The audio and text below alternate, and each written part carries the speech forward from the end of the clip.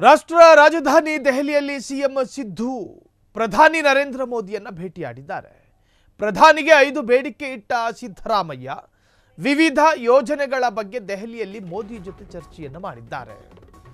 ದೆಹಲಿಗೆ ಸಿಎಂ ಸಿದ್ದರಾಮಯ್ಯ ದೌಡು. ದೇಶದ ಪ್ರಧಾನಿ ನರೇಂದ್ರ ಮೋದಿಯನ್ನ ಭೇಟಿ ಮಾಡಿದ ಸಿಎಂ ಸಿದ್ದರಾಮಯ್ಯ 5 ಬೇಡಿಕೆಗಳನ್ನ ನರೇಂದ್ರ ಮೋದಿಯ ಮುಂದಿಟ್ಟಿದ್ದಾರೆ. ವಿವಿಧ ಯೋಜನೆಗಳ ಬಗ್ಗೆ ದೆಹಲಿಯಲ್ಲಿ 5 ಬೇಡಿಕೆಯನ್ನು ಮುಂದಿಟ್ಟಿದ್ದಾರೆ. ಹಾಗಾದರೆ ಸಿದ್ದರಾಮಯ್ಯರು ಕೇಳಿದ ಪಂಚ ಬೇಡಿಕೆಗಳೇನು? ಒಂದು, ಕಬ್ಬು ನೀರಾವರಿ, ನೆರೆ, ಜಲಜೀವನ ಮಿಷನ್, ಏಮ್ಸ್ ಬಗ್ಗೆ ಮನವಿಯನ್ನು ಮಾಡ್ಕೊಂಡಿದ್ದಾರೆ. ಒಂದು, ಕಬ್ಬು ಬೆಳೆಗಾರರ FRP ದರ ನಿಗದಿಯ ಬಗ್ಗೆ ಮಾತುಕತೆಯನ್ನು ನಡೆಸಿದ್ದಾರೆ. ಸಕ್ಕರೆ ದರವನ್ನ ಕೆಜಿಗೆ 41 ರೂಪಾಯಿಗೆ ಹೆಚ್ಚಿಸುವುದಕ್ಕೆ ಮನವಿ ಮಾಡ್ಕೊಂಡಿದ್ದಾರೆ.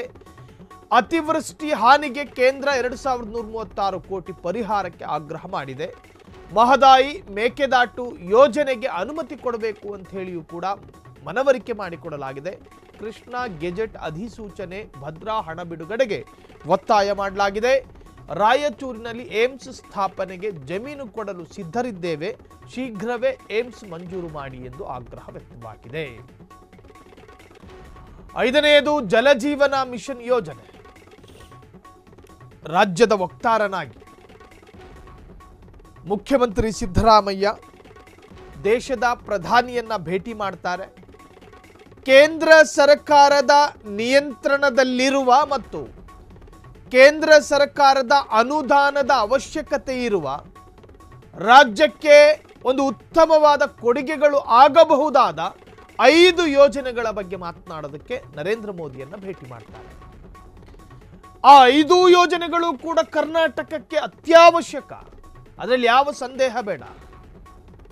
ಕಬ್ಬು ಬೆಳೆಗಾರರ FRP ದರ ನಿಗದಿ ಮಾಡಬೇಕಾಗಿರೋದು ಯಾರು? ರಾಜ್ಯ ಸರ್ಕಾರ ಅಲ್ಲ, ಕೇಂದ್ರ ಸರ್ಕಾರ. FRP ದರವನ್ನ ಕೇಂದ್ರ ಸರ್ಕಾರ ಏರಿಕೆ ಮಾಡಿದ್ರೆ ಕರ್ನಾಟಕದಲ್ಲಿ ರೈತರ ವೇದನೆಗೆ ಒಂದು ಸ್ವಲ್ಪ ಮುಲಾಮು ಸಿಕ್ಕದಂಗೆ ಆಗುತ್ತೆ. ಆ FRP ದರವನ್ನ ನಿಗದಿ ಮಾಡೋದಕ್ಕೆ ರಾಜ್ಯ ಸರ್ಕಾರದಿಂದ ಸಾಧ್ಯ ಇಲ್ಲ, ಅದು ಕೇಂದ್ರವೇ ಮಾಡಬೇಕು. ಹಾಗಾಗಿ ಆ FRP ದರವನ್ನ ನಿಗದಿ ಮಾಡಿ ಒಂದು ಉತ್ತಮ ದರವನ್ನ ರೈತರ ಮನಸ್ಸಿಗೆ ಸಮಾಧಾನ ಕೊಡಿ. ನಮ್ಮ ರಾಜ್ಯದಲ್ಲಿ ರೈತರು ಬೀದಿಗಿಳಿದು ಪ್ರತಿಭಟನೆಗಳನ್ನು ಮಾಡ್ತಾ ಇದ್ದಾರೆ. ಬೆಳಗಾವಿಯಲ್ಲಿ ತಣಿದಿರುವ ರೈತರ ಕಿಚ್ಚು ರಾಜ್ಯದ ಬೇರೆ ಬೇರೆ ಜಿಲ್ಲೆಗಳಲ್ಲಿ ಹೊತ್ಕೊಂಡು ಉರಿತಾ ಇದೆ. ಅದರ ಫಲವಾಗಿ ಟ್ರ್ಯಾಕ್ಟರ್ ಒಂದು ಹೊತ್ಕೊಂಡು ಉರಿದಿತ್ತು ಮೊನ್ನೆಯಷ್ಟೇ. ಆದರೆ ಆ FRP ದರವನ್ನು ಪೂರ್ಣ ಪ್ರಮಾಣದಲ್ಲಿ ನೀವು ನಿಗದಿ ಮಾಡಬೇಕು. ಇನ್ನು ಅತಿವೃಷ್ಟಿ ಹಾನಿಗೆ ಕೇಂದ್ರ 2136 ಕೋಟಿ ಪರಿಹಾರಕ್ಕೆ ಆಗ್ರಹ. ಒಂದು ರಾಜ್ಯಕ್ಕೆ ಪರಿಹಾರ ಇಂತಿಷ್ಟು ಕೊಡಬೇಕು ಅನ್ನುವಂಥ ನಿಯಮಗಳಿದ್ದಾವೆ. ಕೇಂದ್ರದ ಜೊತೆ ಪದೇ ಪದೇ ಮನವಿ ಮಾಡಿಕೊಳ್ಳಬಹುದಾದ ಅನಿವಾರ್ಯತೆಗೆ ನಾವು ಬರಬಾರ್ದು. ಕೇಂದ್ರ ಸರ್ಕಾರ ಅದನ್ನು ಅರ್ಥ ಮಾಡಿಕೊಂಡು ಅನುದಾನಗಳನ್ನು ಕೊಡಬೇಕು. ದೇಶದ 30 ರಾಜ್ಯಗಳ ಪೈಕಿ ಕರ್ನಾಟಕವೂ ಕೂಡ ಟ್ಯಾಕ್ಸ್ ಪೇಯರ್ ಸ್ಟೇಟು. ನಾವು ಮಹಾರಾಷ್ಟ್ರ ನಂಬರ್ 1 ಟ್ಯಾಕ್ಸ್ ಪೇಯರ್ಗಳಾದರೆ, ಕೇಂದ್ರಕ್ಕೆ ಆ ಅನುದಾನ ಸಿಗುವ ಒಂದು ಮೂಲ ಆದರೆ, ಕರ್ನಾಟಕವೂ ಕೂಡ ನಂಬರ್ 4ನೇ ಸ್ಥಾನದಲ್ಲಿದೆ. ನಾವು ಯಾವ ರಾಜ್ಯಕ್ಕೂ ಕೂಡ ಕಡಿಮೆ ಇಲ್ಲ. ನಮ್ಮ ರಾಜ್ಯದ ತೆರಿಗೆಯ ಆಧಾರವಾಗಿ ನಮಗೊಂದಷ್ಟು ಅನುದಾನಗಳಿರಬೇಕು. ಅದನ್ನು ನಿಯೋಜನೆ ಮಾಡಲಾಗಿರುತ್ತೆ, ಕರ್ನಾಟಕಕ್ಕೆ ಇಷ್ಟು ಅಂತ. ಆ ನಿಯೋಜನೆ ಮಾಡಲಾಗಿರುವಂಥ ಹಣವನ್ನಾದರೂ ಕೊಡಬೇಕಲ್ಲ. ಅತಿವೃಷ್ಟಿಗೆ ಇಷ್ಟು ಕೊಡಬೇಕು ಅನ್ನೋದಿರುತ್ತೆ, ಕೊಡಬೇಕು.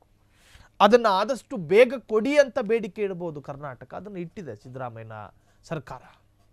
ಆದರೆ ನರೇಂದ್ರ ಮೋದಿ ಅದಕ್ಕೆ ಏನು ಮಾಡ್ತಾರೆ ಅನ್ನೋದೇ ಪ್ರಶ್ನೆ. ಮಹದಾಯಿ ಮೇಕೆದಾಟು ಯೋಜನೆ ಅನುಮತಿ. ಇವೆರಡೂ ಯೋಜನೆಗಳು ರಾಜಕೀಯ ತಿರುವನ್ನು ಪಡೆದುಕೊಂಡಿದ್ದ ಯೋಜನೆಗಳು. ಈ ಯೋಜನೆಗಳಿಗೆ ಅನುಮತಿ ಸಿಗಬೇಕು ಅಂತೇಳಿ ಸಿದ್ದರಾಮಯ್ಯನವರಿಂದ ಮುಖತಃ ಬೇಡಿಕೆ, ಅಲ್ಲಿ ಖುದ್ದು ಹೋಗಿ ಮುಖತಃ ಬೇಡಿಕೆಯನ್ನು ಇಟ್ಟಿದ್ದಾರೆ.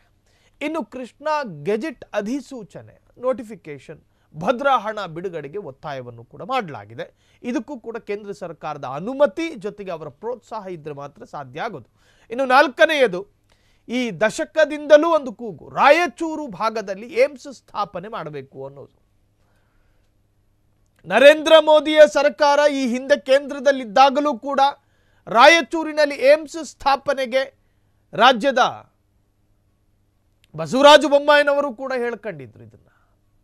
ಆದರೆ ಸಿದ್ದರಾಮಯ್ಯನವರು ಮತ್ತೆ ಪುನರುಚ್ಚರಿಸಿದ್ದಾರೆ ಅನ್ನೋದು ಬಿಟ್ಟರೆ ಇದರಲ್ಲಿ ಬದಲಾವಣೆಗಳೇನೂ ಇಲ್ಲ. ರಾಯಚೂರಿನಲ್ಲಿ ಏಮ್ಸ್ ಸ್ಥಾಪನೆಗೆ ಜಮೀನು ಕೊಡಲು ನಾವು ಸಿದ್ಧರಿದ್ದೇವೆ, ಶೀಘ್ರ ಏಮ್ಸ್ ಮಂಜೂರು ಮಾಡಿ. ಈ ಹಿಂದೆ ಬೊಮ್ಮಾಯಿ ಸರ್ಕಾರವು ಕೂಡ ಹಿಂಗೆ ಹೇಳ್ಕೊಂಡಿತ್ತು. 5ನೇಯದು ಜಲಜೀವನ್. ಇದು ಕೂಡ ಕೇಂದ್ರ ಸರ್ಕಾರದ ಒಂದು ಯೋಜನೆ, ಜಲಜೀವನ್. ಈ ಜಲಜೀವನ್ ಮಿಷನ್ ಯೋಜನೆ ವಿಚಾರವಾಗಿಯೂ ಕೂಡ ಮಾತುಕತೆಯಾಗಿದೆ. ರಾಜ್ಯಕ್ಕೆ ಬಾಕಿ ಹಣ ಮಂಜೂರಿಗೆ ಮನವಿ.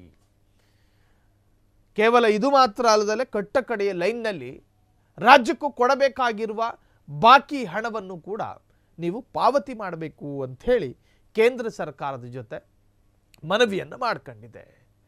ಬಿಹಾರಕ್ಕೆ ಈಗಾಗಲೇ ಆ ರಾಜ್ಯಕ್ಕೆ ಸಿಗಬೇಕಾದ ಅನುದಾನಕ್ಕಿಂತ ಹೆಚ್ಚು ಅನುದಾನಗಳು ಬಿಹಾರಕ್ಕೆ ಹೋಗಿದೆ. ಆಂಧ್ರ ಪ್ರದೇಶ, ಚಂದ್ರಬಾಬು ನಾಯ್ಡು ಅವರ ರಾಜ್ಯ, ಅಲ್ಲಿಗೂ ಕೂಡ ಅನುದಾನ ಹೋಗಿದೆ. ಆದರೆ ಕರ್ನಾಟಕಕ್ಕೆ ಬರಬೇಕಾದ ಅನುದಾನಗಳಲ್ಲಿ ಒಂದಷ್ಟು ಏರಿಳಿತಗಳಾಗಿದೆ. ಅದು ಯಾಕೆ ಬಂದಿಲ್ಲ, ಕರ್ನಾಟಕದಲ್ಲಿ ಕಾಂಗ್ರೆಸ್ ಆಡಳಿತದಲ್ಲಿ ಇದೆ ಅನ್ನೋ ಕಾರಣಕ್ಕೂ ಗೊತ್ತಿಲ್ಲ.